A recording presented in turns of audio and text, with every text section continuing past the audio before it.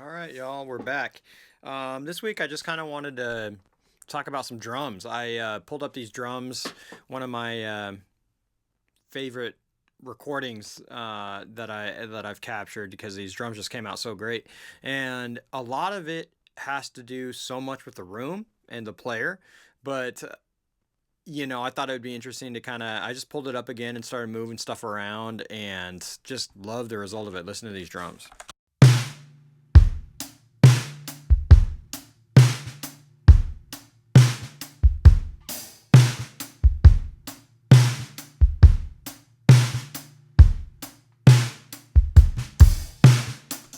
Just great. This check out this tom. These toms sound nuts. Like yikes.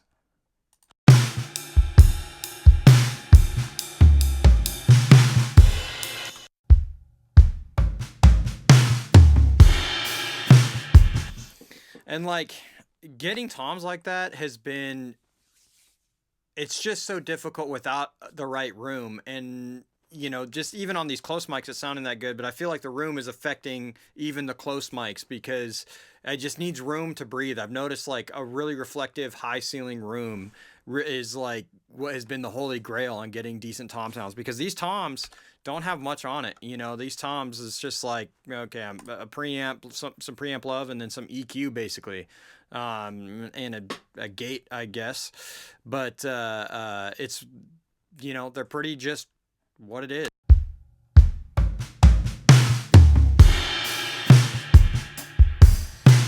And yeah, let's kind of go through what I'm doing. Let's take a listen to what these drums sound like completely raw. See if I can't get to a place there. Get rid of all these plugins. We'll get rid of my parallel.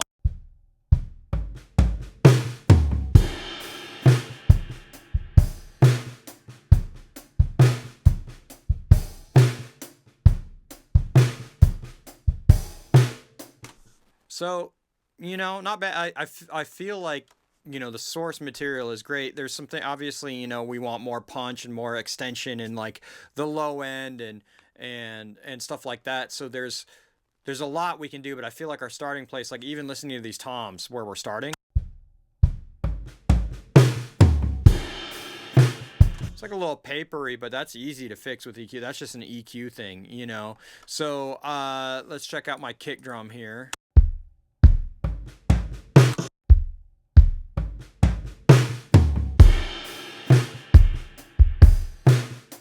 So again, all these I'm just mimicking, preamp. If I had, some Neves that I was recording into, that's what I'm doing there. I love this particular Neve preamp transformer from Kush. I think it sounds great. It's awesome. Just a little bit of EQ love here and filtering some low end. I'm pulling a lot of this 200 out. I'm getting rid of some low end just on my kick in mic, because really I just want the click, the front end of that. I'm adding a lot of that here. You can see. Let's take a look. Let's just solo this.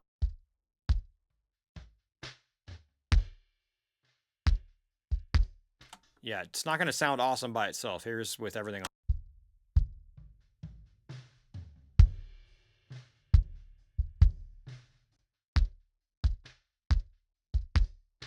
Just want that front end attack, and because of that, I'm using a transient designer, giving less sustain, more attack, and that's going into some tape saturation.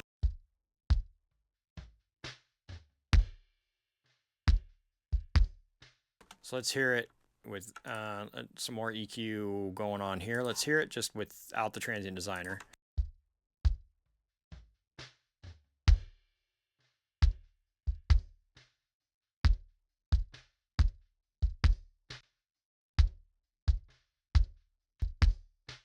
I just feel it come forward, especially with this tape saturation too. It just comes forward, gives a little more top end on this in a pleasing way. And then on my kick in, here's where it was starting.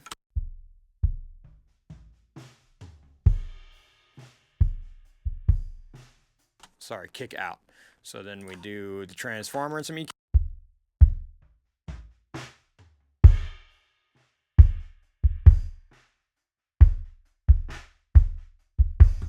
some more EQ. I'm constantly focusing on this area. It just builds up a ton.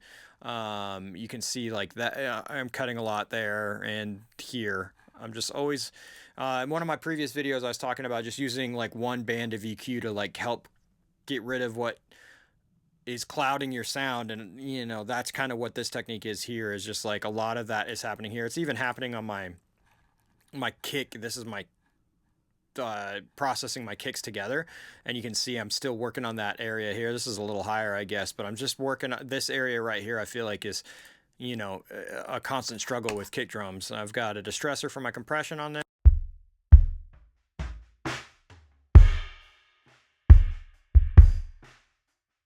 Try not to do too much, be subtle. I'm just trying to get a little bit more consistent. This, you know, the drummer on this is Brandon Meagher. He does incredible, extremely controlled player and consistent. The compression, I'm just helping. I don't want to like change the sound at this point. I just want to give myself a little more dynamic consistency. And then yeah, some more. I feel like some low end has a tendency to like, so it can be longer when I add more low end. So I'm just pulling the sustain down to just keep it tight and punchy. And same thing with this. Sometimes what you got to be careful of with like saturation plugins is like how it can affect your phase relationship. So I'm always checking that. So a lot of times if I'm doing it on these two that need to like be perfectly aligned, I'm going to do the same saturation on both. Let's see. I don't know if we looked at this here. This is again pulling a lot of that 200 area here. Just doing a lot of work on that here and adding some low end with the bill, just kind of where it hits you in the chest. I really like that on my kick drums. Check this out on my kick all. Again, you can notice I'm pulling. I guess I'm boosting the low here, pulling a little bit of that. I just moved it, so that's great. But I was just pulling a little bit out more here, and here's where it's.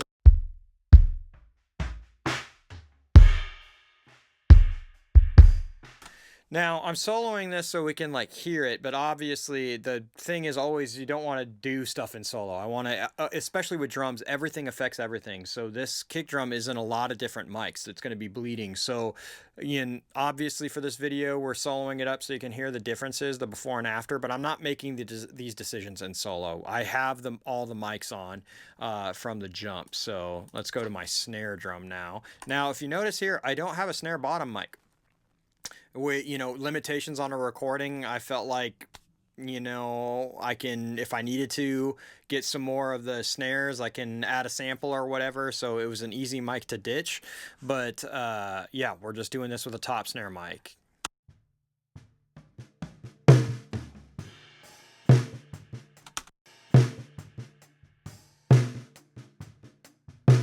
I love all of those ghost notes and everything. So again, with my Neve and some EQ on this here, let's see what I'm doing. I'm filtering here. I'm adding some top end because I don't have that bottom snare mic. I am adding some 5K. That usually sounds, this 5K sounds pretty good on snares. I'm pulling a lot of this 500 area. And I'll pull this in and out, and you can really hear what that's doing here. Check this out.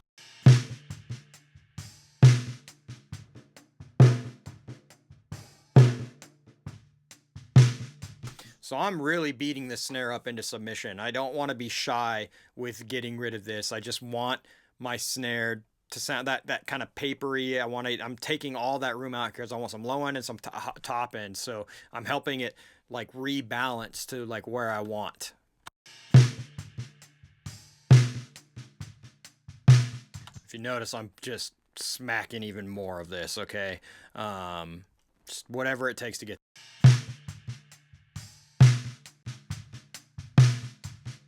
And then I love the splat that this compressor gives me on that snare. Check this out.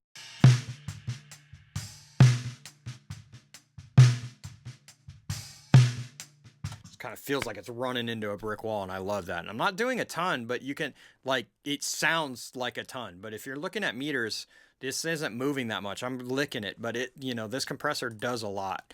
And then again, a Transient Designer here. I am extending. I want some extension because I want the snare to, give me some length here. So I'm using.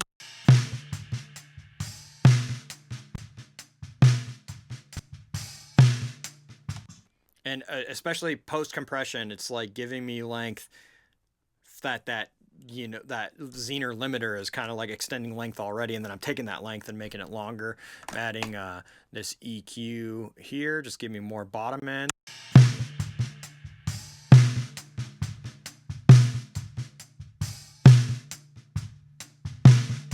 All right, so this Saturn, I'm using a Saturn too. This is like a saturator, but this is really cool. I've noticed some people talk about this dynamic section and kind of using this as an expander, meaning my gating is kind of happening here. And I just messed with this knob to like keep my ghost notes, just kind of start pulling the hat down. But you can, when I turn this on and off, listen to how it tightens up. Like you can really feel the drum tighten up here. Check this out.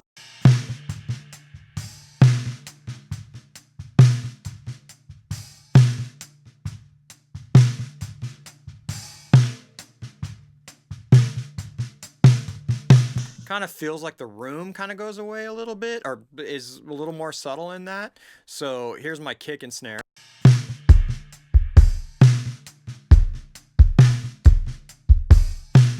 Now, of course, when we strip things out with the gates and stuff, it can start to sound unnatural. I'm gonna get that back in my room mics and my ambient mics, but that's kind of like what I'm looking for in my close mics. Now let's check out this mono overhead. I'm gonna get rid of the other ones here, so just our mono overhead.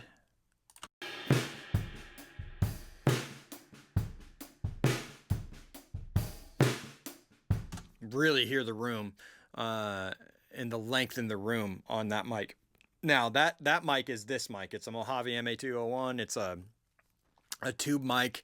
Kind of, I have it like, if I'm the drummer, I have it looking over the shoulder. So their head's kind of blocking the hi-hat a little bit, and it's just looking over the shoulder down at the snare. I get some, and I'm getting some that kick down here a little bit. So I kind of love that placement on the mono overhead.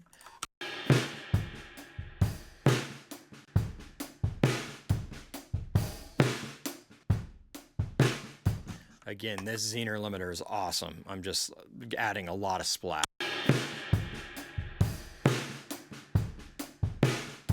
Keeping that snare where I want it. And a lot of EQ here. Pulling some of the paperiness. Pulling more of the overtones here. Pulling some low end out. Adding some high end.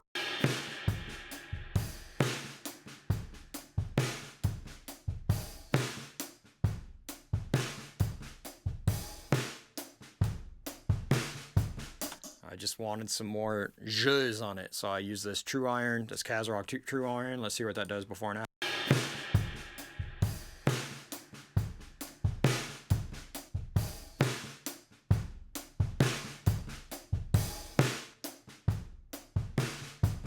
I love what it's doing to the kick drum and the snare, but the kick drum, I feel like I get a little bit more of this, I call it this front head thing. It's kind of this like papery front end of the kick, and when you combine it with the kick, it's just giving it a nice texture.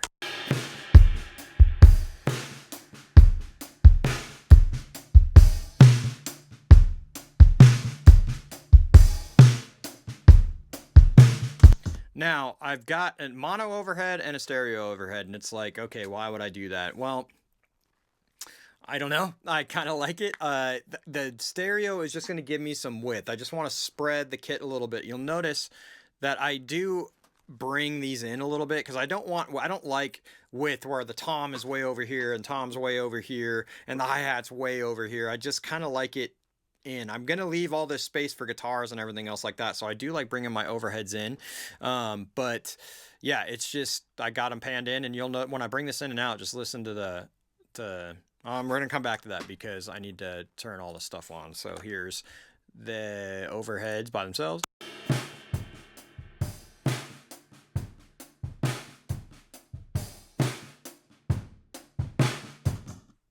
Yeah, this thing like rolls off the top end. I just love what it's doing. It's really cool. Some EQ. Some compression happening here. Fast attack. Just keeping that snare kind of pinned where I want it. And lots of EQ going on here.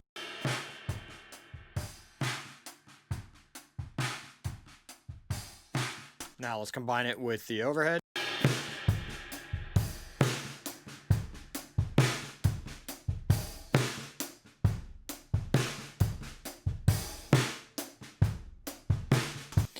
So you can see how subtle that is. I'm really not using a ton of it. I'm just trying to get some peak over here a little bit, but I'm mostly using this as my main overhead sound. And yeah, I just beat it up a lot. I just like the character it's giving me. Now let's add our other drums in.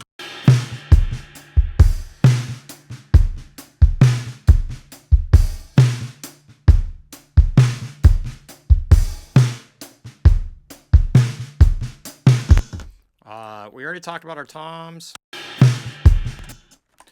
but let's hear them before.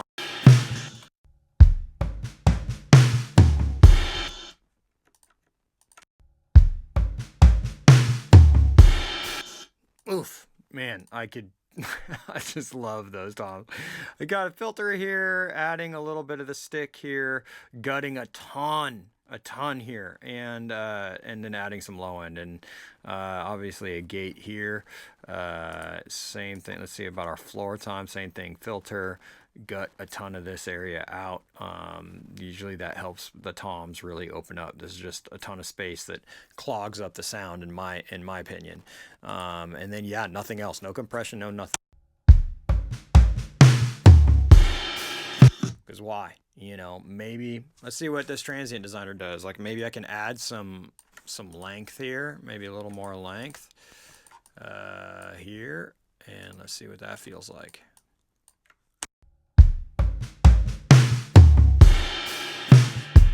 I could get down with that, sure, why not? Let's talk about this trash mic. This trash mic, if I remember right, it's just a pencil condenser. I just laid on the ground. I just laid it on the ground, kind of to the right of the drummer. I didn't go crazy about like where it was or anything else like that. I just laid it on the ground. I know that I was just gonna abuse it. So here's what that thing sounds like.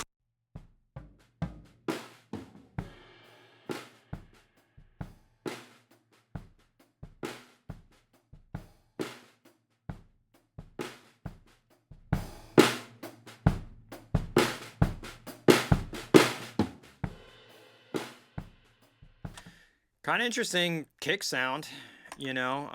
So the first thing I'm doing is just probably obliterating it with this. I just know that.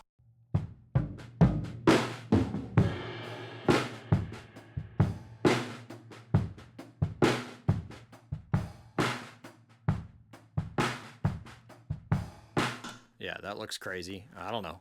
Just trying to find out like what I wanted to accentuate. Obviously, these aren't going to make sense when it's just by itself, but when I'm playing it in, you know, I'll turn it up loud and just kind of start pulling stuff. I'm going to add more compression. Now this much distortion is going to be compression in and of itself, but now I want movement. You know, I want to feel it like pushing and pulling.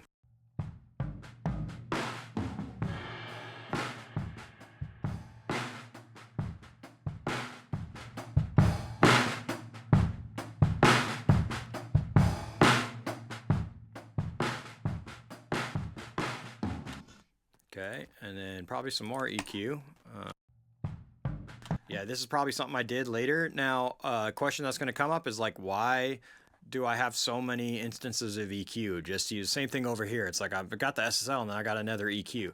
Sometimes I'm adding stuff and I want to just be able to bypass the plugin. Sure, I could just bypass this band and everything else like that, but this is a decision made after this compression, and it's just what this compression is doing made me feel like, okay, I'm getting a little bright or something. So I just like add another EQ plugin. It's not, I don't know. Yeah, maybe it can be too much, but this is just something I like to. Then I can just like before and after this EQ move, and it's based on a decision I made because of what the compression was doing to it.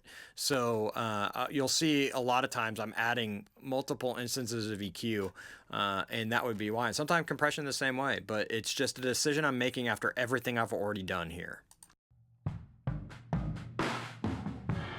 So let's see what this thing sounds like in context.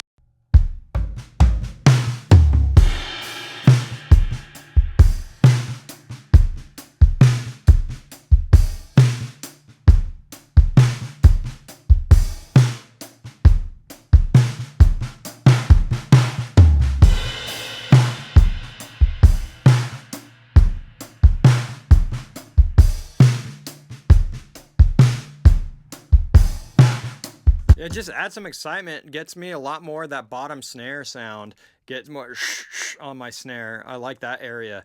And I don't know, dig it. It's just a fun one. That's like a Jacquire King like thing that I stole or tried out. And yeah, I dug it. Now let's check out these room mics. We're getting close.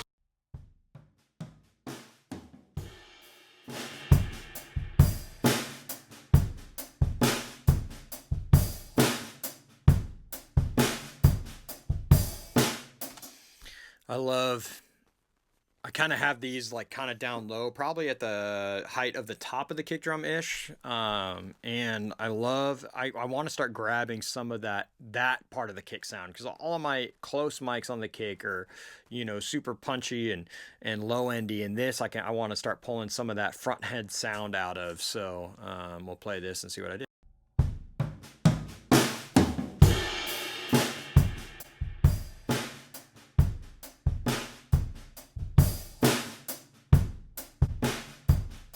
Yeah, I just want it dark, using probably obliterating it with some compression here.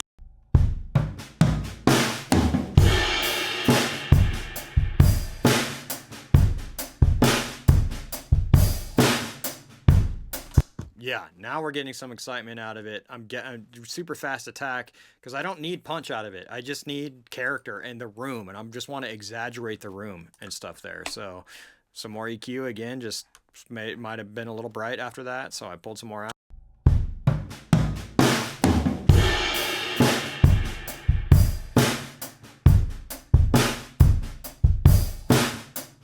Again, I'm using these dynamic things here to kind of tighten it up a little bit. I don't want it as big, and I can control that with something like that. So let's hear before and after Saturn.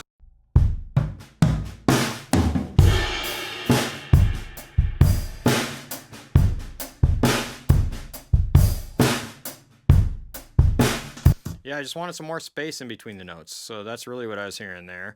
I can't remember where this was. Maybe here.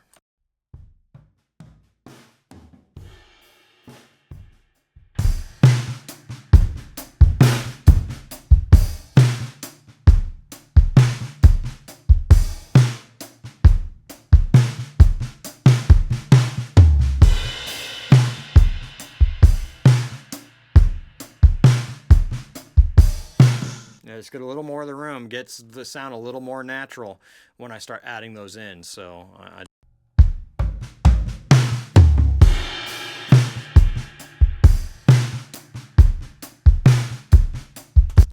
now I've got some tape on it, just adding a little bit of glue, it feels like.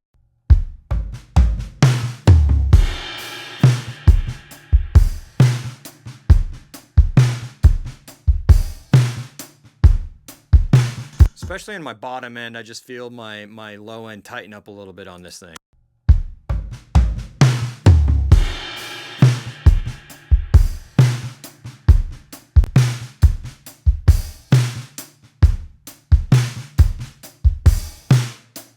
Again, doing some more work on this 500 area, a little papery, adding some air, filtering just to tighten up my low end.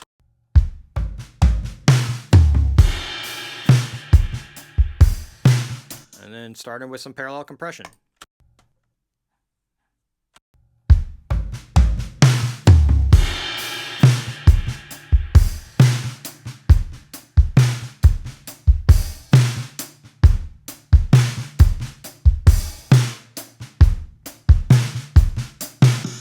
Again, I'm getting all the punch from these close mics. I really view those as just like all my punch. And then on this, I'm doing a faster attack, just kind of, I don't need more of that punch. I got it with the close mic. So now I'm just trying to bring up the excitement and the back end of these hits, where all the fun stuff lives. So I'm doing that with this Arouser. You can see I had another one up here, bypass. This is another setting I like. Maybe I do want more punch or need more punch. So I have a wide open attack here, super slow attack.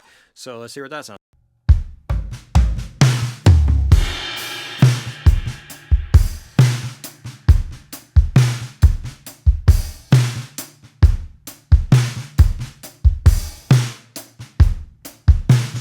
Kind of like what that one did for the sound on this particular one. This is another great example of last week I talked about the blind testing. Maybe I can set up both of these and I can just blind test myself and pick which one I feel like is accomplishing what I want for my drum sound. Another thing I might do is like maybe I want some more distortion. Let's set up a distortion channel here. Let's see what that does for fun. Drum, let's call it drum distortion. Sure. Let's get that all the way. Let's get this going on my mix bus. Maybe I want to use a Thermionic Culture Vulture. Love this thing. Let's get this thing way down here.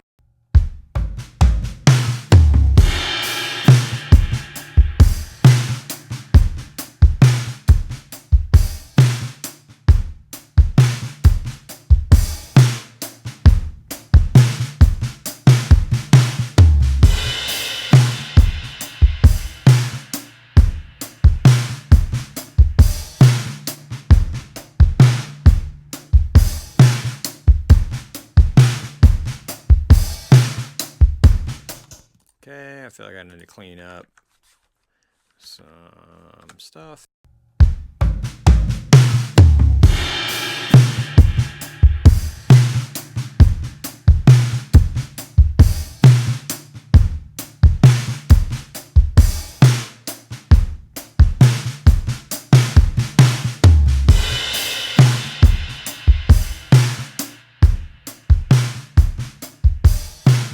Bring it way down.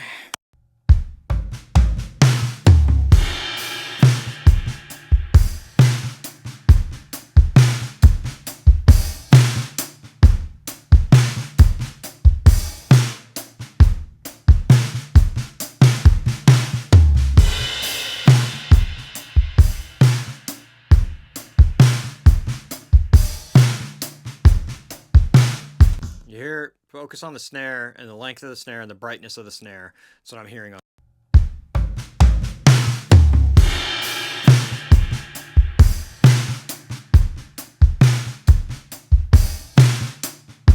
Brings a lot of the length of the snare and the brightness of the snare up.